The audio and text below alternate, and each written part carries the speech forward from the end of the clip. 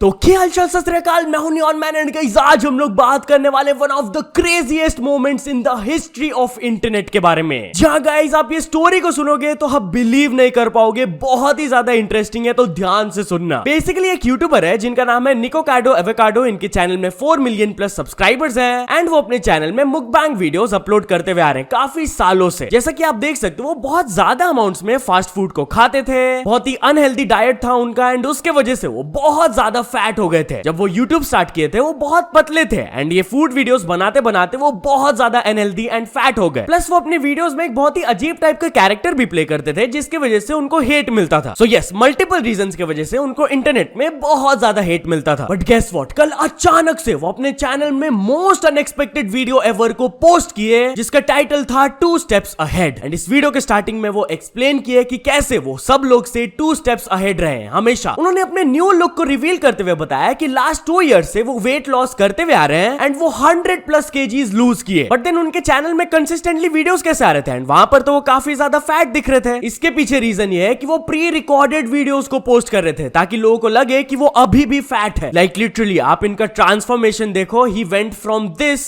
To this. And as I said वो एक बहुत ही वियर्ड टाइप का कैरेक्टर प्ले करते थे, बहुत ही ऑब्नॉक्शियस वे में बिहेव करते थे, बहुत ही लोगों को इरिटेटिंग लगता था एंड वो भी उनका लिटरली एक फेक कैरेक्टर था। वो बस लोगों को एंटरटेन करने के लिए एंड ट्रिगर करने के लिए वैसा कैरेक्टर को प्ले करते थे। रियल लाइफ में वो एक बहुत ही सॉफ्ट स्पोकन एंड एकदम नॉर्मल पर्सन जैसा बात किए इस वीडियो में। भाई लिटरली जैसे ही उन्होंने ये वीडियो ड्रॉप किया कुछ कमेंट्री चैनल्स को भी ट्रोल किया गया कि वो उनके ऊपर बहुत सारे वीडियोस बनाए एंड एक पर्टिकुलर कमेंट्री चैनल है आई नैबर, वो तो उनके ऊपर कुछ ही दिनों पहले 7 घंटे का डॉक्यूमेंट्री वीडियो अपलोड किए थे जो कि पूरा नलिफाई हो गया क्योंकि निकोकाडो अपना एक्चुअल रीजंस रिवील करके बताया। बट ऐसा नहीं है कि कोई भी उनके ये सोशल एक्सपेरिमेंट मूव को प्रेडिक्ट नहीं कर पाया था। बेसिकली एक पुराना ट्वीट था which was from May 1st 2023। वहां पर एक पर्सन ने लिखा था I am calling it now, he is nearing the end of his social experiment. ये सब कुछ एक इंटरनेट एक्ट था। He is actually an health expert and ये पर्सन को एग्जैक्टली पता था कि कौन सा ब्रेकिंग पॉइंट है एंड ही नोज एग्जैक्टली कि कैसे वो अपना वेट फास्ट ड्रॉप कर सकते हैं। It's all gonna be one big documentary. भाई साहब लिटरली वो पूरे इंटरनेट के साथ खेल लिया यार। इतने सालों से वो फूड वीडियोस अपलोड किए, अजीब सा कैरेक्टर प्ले किए, he earned millions and millions of dollars from it and अब वापस वो फिट हो गए and he is continuing his YouTube journey. 999 IQ in real life किया भाई उन्होंने। बट एनीवेज चलिए अब आगे बढ़ते हम लोग बात करने वाले मनोज दे के बारे में। तो मनोज दे का कैमरा व्लॉगिंग करते वक्त चोरी हो गया एंड वो उस फुटेज को रिवील करके दिखाया। जहां गाइस एग्जैक्टली उनके साथ क्या हुआ था आप उनके इंस्टाग्राम से ये स्टोरी देख लो। घर उर बना लिए तो धनबाद शिफ्ट हो गए। उस स्टोरी को देख करके काफी सारे लोग जो है कमेंट कर रहे हैं कि अगर फोन नहीं लेके चला गया तो ये वीडियो क्लिप आपको कहाँ से मिला। तो भाई मेरा एप्पल का फोन है और एप्पल का फोन में मेरा एप्पल अकाउंट तो मुझे तो याद था ना, तो उसको लॉगिन किया था iCloud से, वो वीडियो मिल गया। iCloud से मिल जाता है वीडियो, तो सारा क्लिप वगैरह सारा कुछ डिटेल में एक्सप्लेन करेंगे, कल वीडियो आएगा। तो चलिए अब आगे बढ़ते हम लोग बात करने वाले सौरभ जोशी के बारे में। तो सौरभ जोशी के घर से चोरी हुआ। यस गाइस, आज वो अपने चैनल में व्लॉग अपलोड किए, न्यू घर पे फिर से चोरी हो गई एंड इस व्लॉग में उन्होंने दिखाया कि कैसे उनके पापा वो चोर को पकड़ लिया एंड उसके बाद क्या हुआ आप खुद देख लो। अभी एक बहुत बड़ा पंगा हो चुका है नए घर पे। हमारे घर पे दोबारा चोरी हुई थी और वो पकड़ा गया, पापा जी ने पकड़ लिया है। अब पापा जी वाट लगा रहे हैं उनकी। क्या हो गया? हमारे बाबूजी तो हमारा सामान उठा के ले गए, सब ले गए सारा। मैं लेके गया घर पड़ा है, सब उठा के ले। जो बता दो क्या करना तेरा, बता इसको चौकी में दे दूं क्या, चोरी के केस में डाल दूं? नहीं नहीं, अरे बेटा इतना सामान ले गया यार, हद होगी। सामान वापस मांग लो ना, सामान वापस मांग लो।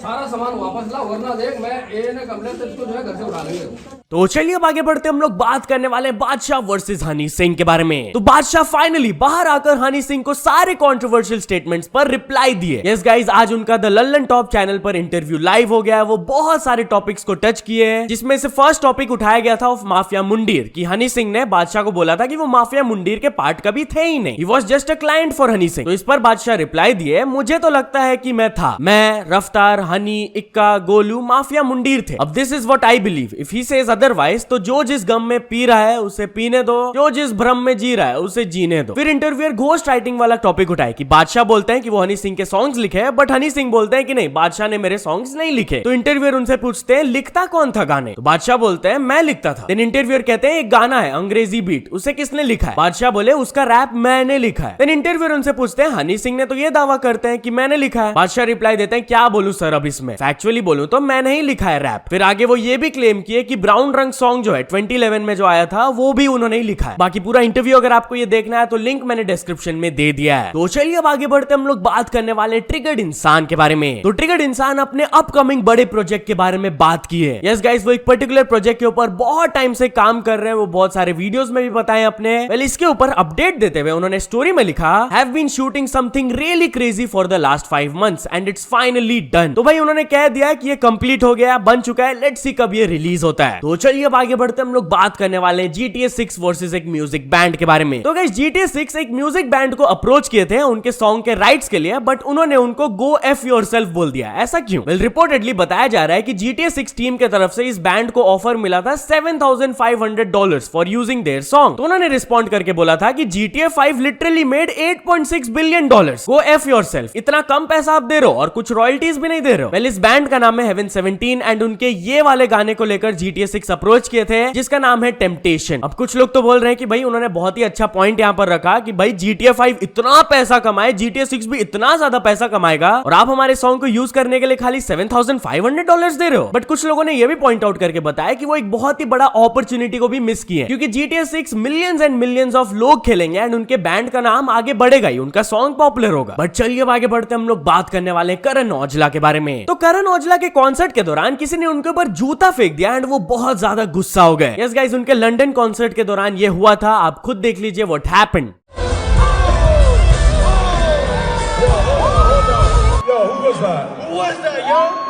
Hey yo, I challenge you, come up on the stage and let's do one-on-one right now.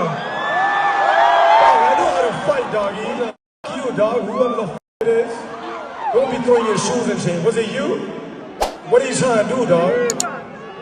Come on, please. I don't want to say anything wrong.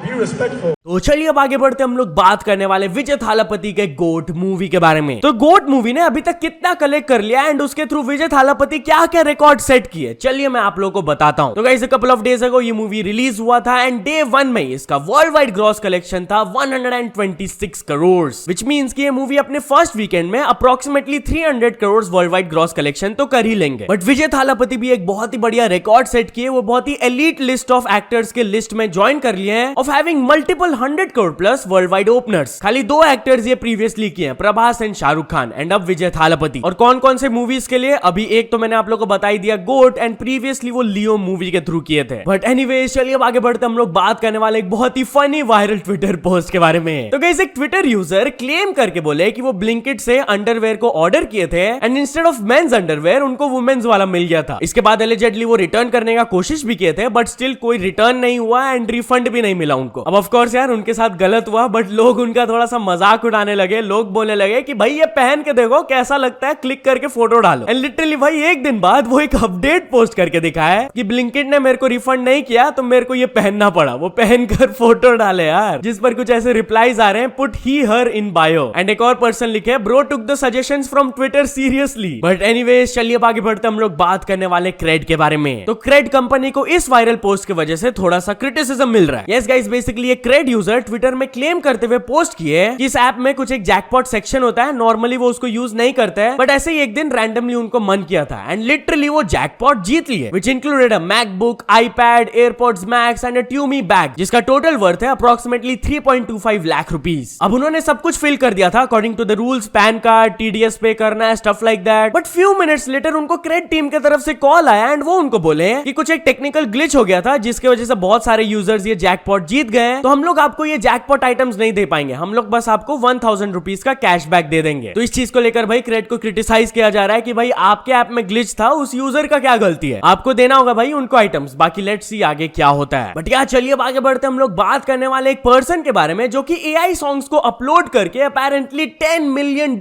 कमा लिए। यस गाइस, लिटरली इस यूएस से वाला स्टोरी आ रहा है कि एक person है, वो AI से hundreds and thousands of song को जनरेट करवाए थे एंड वो उसको डिफरेंट अकाउंट से अपलोड कर रहे थे on music services like Spotify, Apple music and Amazon music. And उसके बाद वो बॉट आर्मीज यूज करके म्यूजिक को स्ट्रीम करवा रहे थे जिससे कि वो पैसा कमाए। एंड रिपोर्टेडली वो इस प्रोसेस के थ्रू अप्रोक्सीमेटली 84 करोड़ रुपीस कमा लिए भाई। बट जैसे स्पॉटिफाई को ये चीज पता चला, उन्होंने लीगल एक्शन लिया इस पर्सन के खिलाफ एंड अभी ये केस चल रहा है। सो यहाँ तो चलिए अब कुछ अचीवमेंट्स के बारे में बात करते हैं। तो फर्स्ट ऑफ ऑल कुशाग्र राजपूत ने कंप्लीट कर चुके 100 के सब्सक्राइबर्स। देन SIXLR ने भी कंप्लीट कर चुके 100 के सब्सक्राइबर्स। एंड फाइनली शिमारू ने कंप्लीट कर चुके हैं 55 million subscribers. So many congratulations to all of them. तो चलिए अब कुछ इंटरनेशनल स्टोरीज के बारे में बात करते हैं। तो फर्स्ट ऑफ ऑल हम लोग बात करने वाले जेक पॉल वर्सेस स्पीड के बारे में। तो जेक पॉल स्पीड को ओपनली चैलेंज कर दिए। यस गाइस, कुछ टाइम पहले मैंने आप लोगों को बताया था कि कैसे जेक पॉल चैलेंज किए थे स्पीड को for a race of $25,000। Well अब जेक पॉल वापस से स्पीड को कॉल आउट करते हुए ये वीडियो पोस्ट की है।